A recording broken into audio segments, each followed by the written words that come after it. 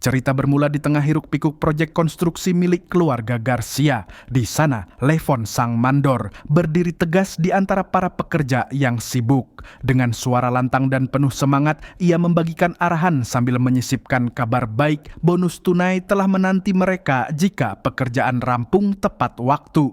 Semangat para tukang pun membara, terpacu oleh iming-iming penghargaan di ujung usaha mereka. Today's going to be hard. Homes to build, homes to break down, a bonus for you. Levon bukan sekadar mandor biasa di mata keluarga Garcia. Ia sudah seperti darah daging sendiri. Kepercayaan mereka padanya begitu besar hingga kehadirannya kerap dianggap bagian dari keluarga. Candawa pun sesekali muncul menemani momen-momen kebersamaan mereka.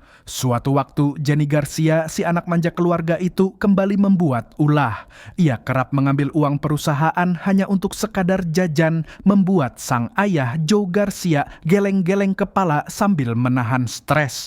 Namun berbeda dengan Carla, ibunya yang justru tersenyum maklum melihat tingkah putrinya. Levon pun tak banyak bicara, ia hanya tersenyum tipis seolah berkata, "Beginilah Jenny dari dulu." Tiba-tiba, suasana tenang di area konstruksi berubah mencekam. Sekelompok preman datang tanpa peringatan dan langsung menghajar salah satu tukang. Levon yang melihat kejadian itu segera bergerak, awalnya mencoba meredakan situasi dengan kepala dingin. Tapi saat para preman justru makin menjadi-jadi, Levon pun tak punya pilihan lain. Dalam hitungan detik, suara pukulan dan teriakan menggema. Levon bergerak cepat, efisien dan brutal, gerakannya bukan milik orang biasa.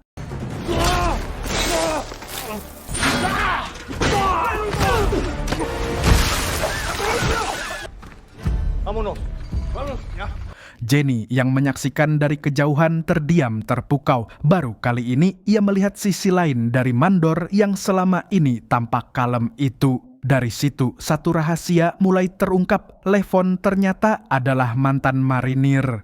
Usai keributan mereda, Jenny mendekat dan tersenyum penuh rencana. Ia berkata pada Levon, "Aku nggak bakal bilang ke papa soal tadi. Asal kamu janji tiap kali aku ribut sama papa, kamu harus selalu bela aku." Levon hanya tersenyum samar, sadar bahwa sejak hari itu ia tak cuma jadi mandor, tapi juga jadi sekutu diam-diam Jenny Garcia. Hari itu, Levon bersiap menjalani rutinitas yang paling ditunggu sekaligus paling menyesakkan, mengunjungi putrinya Mary. Bocah kecil itu kini tinggal bersama kakeknya Dr. Roth yang tak lain adalah ayah mendiang istrinya Yanti. Namun, hubungan Levon dengan sang mertua jauh dari kata baik. Sejak kematian Yanti, segalanya berubah. Roth percaya bahwa Levon adalah dalang di balik kematian putrinya. Tuduhan yang berat dan salah. Levon telah berulang kali menjelaskan bahwa Yanti memilih mengakhiri hidupnya sendiri kalah oleh tekanan dan depresi yang selama ini diam-diam menggerogoti jiwanya. Tapi bagi Roth, semua itu hanya alibi. Kebencian telah mengakar dalam hatinya. Tak hanya menolak untuk memaafkan, Roth diam-diam menyusun rencana jahat, memisahkan Mary dari ayah kandungnya dengan segala cara yang ia punya. Dan Levon, meski mantan marinir yang terbiasa menghadapi bahaya, tahu satu hal, pertempuran terberatnya bukan lagi di medan perang, tapi di medan perasaan demi hak untuk tetap berada di sisi anak sematawayangnya. Rencana Dr. Roth untuk memisahkan Levon dari Mary bukan sekadar ancaman kosong, ia benar-benar melangkah ke medan hukum. Suatu hari, pengacara Levon datang dengan kabar buruk. Roth bersama tim hukumnya telah melayangkan laporan palsu yang menyudutkan Levon. Dalam laporan itu, Levon dituduh mengidap PTSD, gangguan mental pasca perang, yang menurut Roth membuatnya tidak stabil dan tak layak mengasuh seorang anak. Semua ini bagian dari taktik kotor. Roth tahu, jika pengadilan percaya Levon menderita gangguan jiwa, maka hak asuh Mary akan sepenuhnya jatuh ke tangannya. Di sisi lain, pengacara Levon hanya bisa menggeleng pelan. Ia tahu siapa yang mereka hadapi, seorang dokter kaya berpengaruh dan siap membakar uang untuk memenangkan perang ini. Dengan nada berat, ia menyarankan agar Levon menyerah saja sebelum semuanya terlambat. Namun, Levon bukan pria yang mudah mundur. Baginya, Mary materi adalah satu-satunya alasan untuk tetap bertahan. Kalau harus menghabiskan seluruh tabungan hidupku, kata Levon dengan suara tegas, maka biarlah begitu, aku tidak akan pernah menyerahkan anakku. Malam itu Jenny melepas penat di sebuah klub malam paling hits di kota, tempat di mana lampu neon dan dentuman musik menyamarkan batas antara kebebasan dan bahaya. Ia datang bersama teman-temannya, tertawa, menari dan menikmati malam seolah dunia milik mereka. Namun tanpa mereka sadari, di balik keramaian itu, dua sosok mematikan sedang mengawasi setiap gerak-gerik pengunjung, Viper dan Artemis. Sepasang predator dari jaringan sindikat perdagangan manusia. Klub malam ini hanyalah ladang perburuan bagi mereka, dan malam itu mereka sedang mencari mangsa baru. Saat Jenny melangkah ke bar dan memesan minuman, bartender di sana, seorang pria bertubuh kekar dengan tatapan dingin, menyambutnya dengan senyum palsu. Namun ada sesuatu yang aneh, gerak-geriknya mencurigakan, pandangannya tajam, terlalu fokus pada Jenny. Ternyata dia bukan bartender biasa, dia adalah kaki tangan Viper dan Artemis yang ditugaskan untuk mengidentifikasi target. Dan malam ini Jenny masuk dalam radar mereka. Dengan isyarat singkat, pria itu mengirimkan sinyal ke ujung ruangan. Viper dan Artemis yang mengamati dari kejauhan segera bergerak menuju bar. Wajah mereka tak menunjukkan emosi, karena bagi mereka ini bukan hiburan, ini bisnis. Dan Jenny baru saja masuk ke dalam daftar hitam mereka. Dan momen itu akhirnya datang saat Jenny berpamitan pada teman-temannya untuk pergi ke toilet yang letaknya sedikit terpisah dari area utama klub dan cukup sepi. Langkah Jenny menelusuri lorong gelap tanpa curiga diiringi dentuman musik yang makin samar. Ia tak tahu bahwa sejak keluar dari bar, ia sudah dibuntuti. Begitu Jenny keluar dari toilet, semuanya terjadi begitu cepat. Tangan kasar menutup mulutnya, tubuhnya ditarik ke arah pintu darurat yang sudah terbuka. Hanya ada suara pintu berderit, lalu sunyi.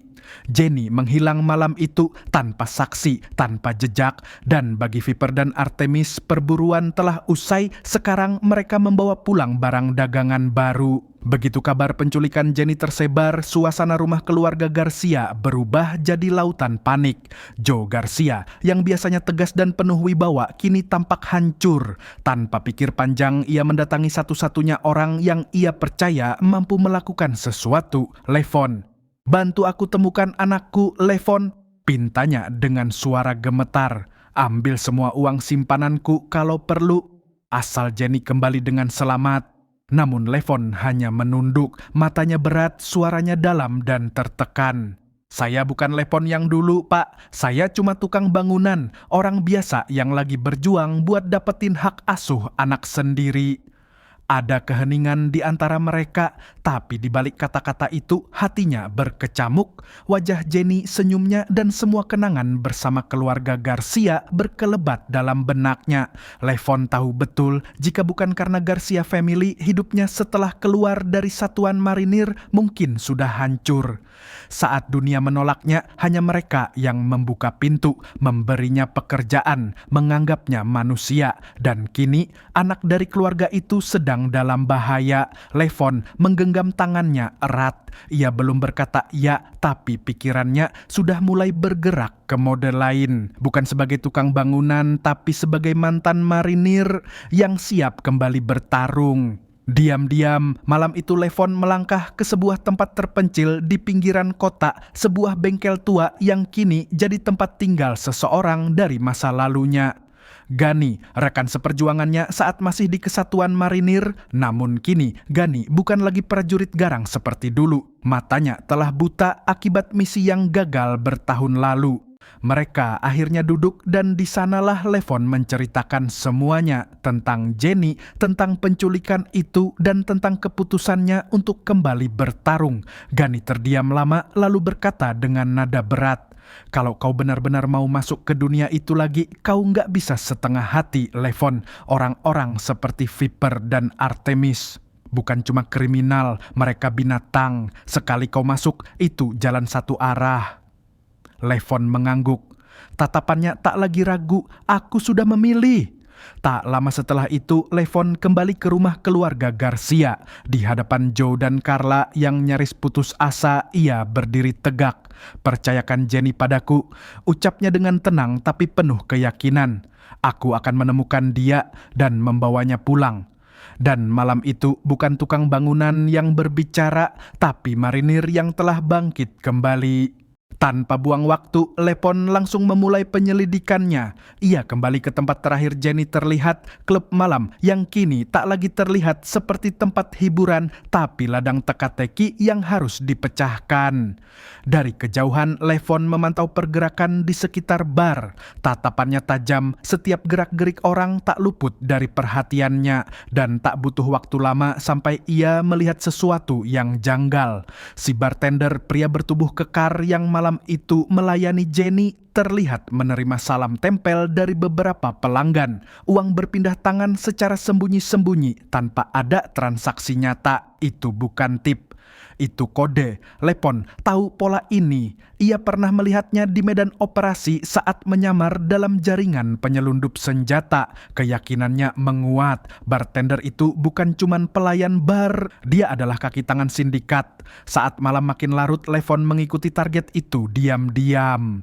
Dengan gerakan halus, ia memasang alat pelacak kecil di bawah bumper mobil sang bartender. Kemudian, dari dalam mobil tuanya, Levon memantau pergerakan si target lewat layar kecil. Sinyal bergerak. Mobil itu keluar dari area klub, melaju keluar kota. Levon mengikuti dari kejauhan tanpa lampu, tanpa suara, dan akhirnya mobil itu berhenti. Sebuah rumah terpencil di pinggiran kota. Tak ada tanda-tanda mencolok, tapi insting Levon langsung bicara.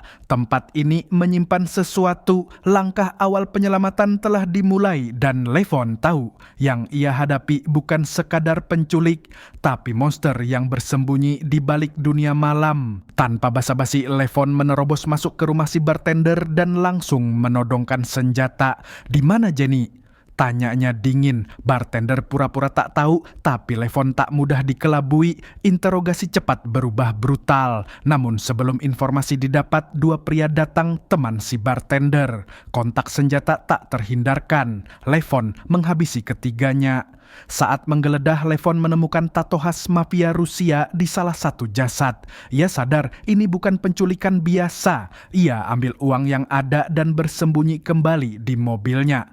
Pagi harinya, seorang pria datang, Wolo, tokoh mafia Rusia, bersama dua keponakannya, Danya dan Vo. Mereka mengamuk karena uang hilang. Tanpa hasil, Wolo memanggil tim pembersih dan pergi. Levon tetap mengintai, perang barulah dimulai. Levon membuntuti Wolo hingga ke rumahnya. Di sana, ia menyaksikan Wolo bertengkar hebat dengan istrinya. Begitu sang istri dan dua keponakannya pergi, Levon langsung menyelinap masuk, tak peduli pada kamera pengawas. Beberapa menit kemudian, Wolo tersadar. Sudah terikat di kursi, duduk di tepi kolam renang dengan kepala nyaris menyentuh air. Ia sempat mengira Levon adalah rival mafia yang mencuri uangnya, tapi Levon langsung membantah. "Aku cuma cari satu hal, di mana Jenny?" Wolo terdiam, namun saat nama Jenny disebut, ia langsung naik pitam dan melontarkan sumpah serapah dalam bahasa Rusia, menyebut nama seseorang, Dimi, sosok yang ternyata menyeret Wolo ke dalam masalah ini. Levon tak butuh lebih dari itu, informasi sudah cukup. Tanpa ragu, ia mendorong kursi, Wolo tenggelam ke dasar kolam. Sebelum pergi, Levon memanggil jasa pembersih TKP yang sama seperti sebelumnya. Tak lama setelah Levon pergi, datanglah Simon, kakak Wolo sekaligus petinggi di kelompok mafia Rusia. Ia juga ayah dari Danya dan Vo. Saat melihat rekaman CCTV, Simon langsung mengenali sosok pria yang membunuh adiknya.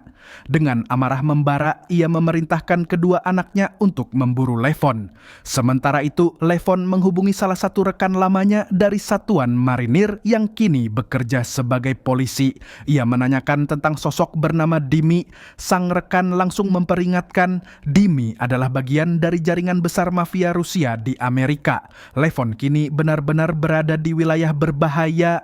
Meski tak mendapat banyak informasi, sang polisi memberi satu petunjuk, nama sebuah bar, Hetis, tempat di mana mafia Rusia sering menjalankan bisnis gelap mereka.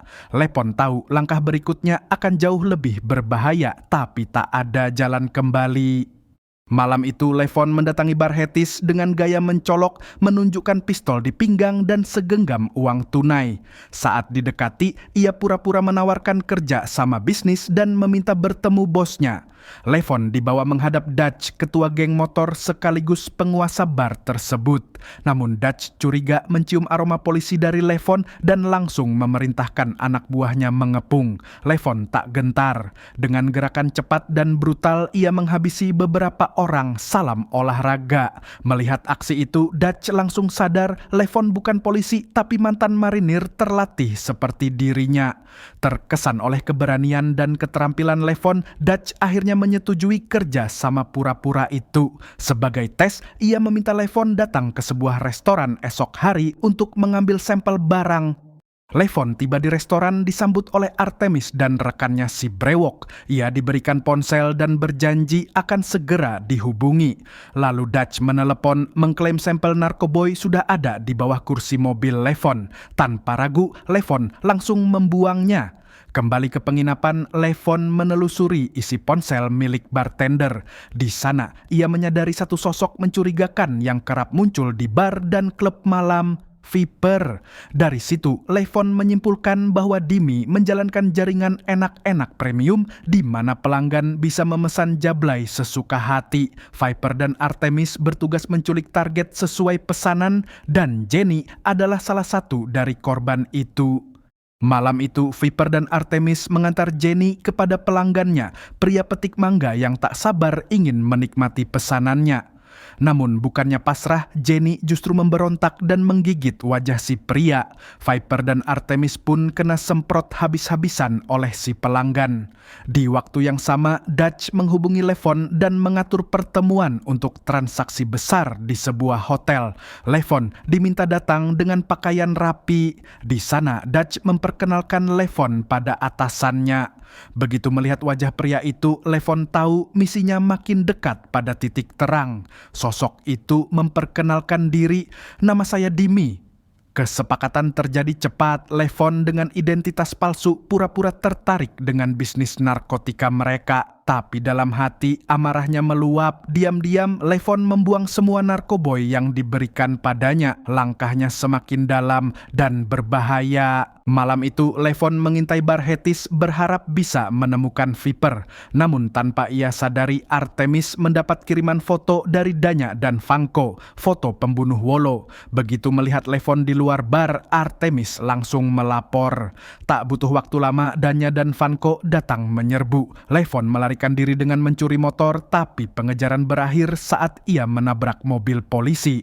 Naas, polisi itu ternyata antek mafia Rusia yang hendak membawanya ke Simon, tapi Levon melawan. Dalam pergulatan, tembakan tak sengaja mengenai sopir menyebabkan mobil terguling ke sungai. Levon menghabisi keduanya dan meninggalkan mereka tenggelam bersama bangkai mobil. Kematian Danya dan Vanko membuat Simon murka. Kini urusannya tak lagi soal bisnis, ini soal keluarga. Simon segera menghubungi markas besar meminta bantuan saudaranya Yuri. Yuri menanggapi serius dan langsung mengirim 2 prajurit tempurnya, Karp dan Victor, untuk mengawal Simon menemui Dimi dan mengungkap siapa sebenarnya Levon. Sementara itu, Dimi berada di klub malam. Ia memanggil Viper dan Artemis lalu meledakkan amarahnya. Gagal menjaga Jenny membuat Dimi rugi besar. Tanpa banyak bicara, Dimi memerintahkan mereka malam itu juga bunuh Jenny.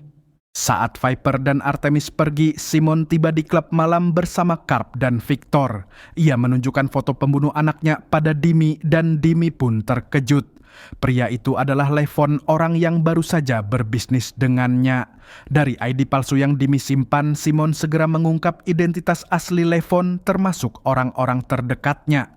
Target pertama, Dr. Roth. Tak lama, Levon mendapat kabar dari sekolah bahwa Roth belum menjemput Mary.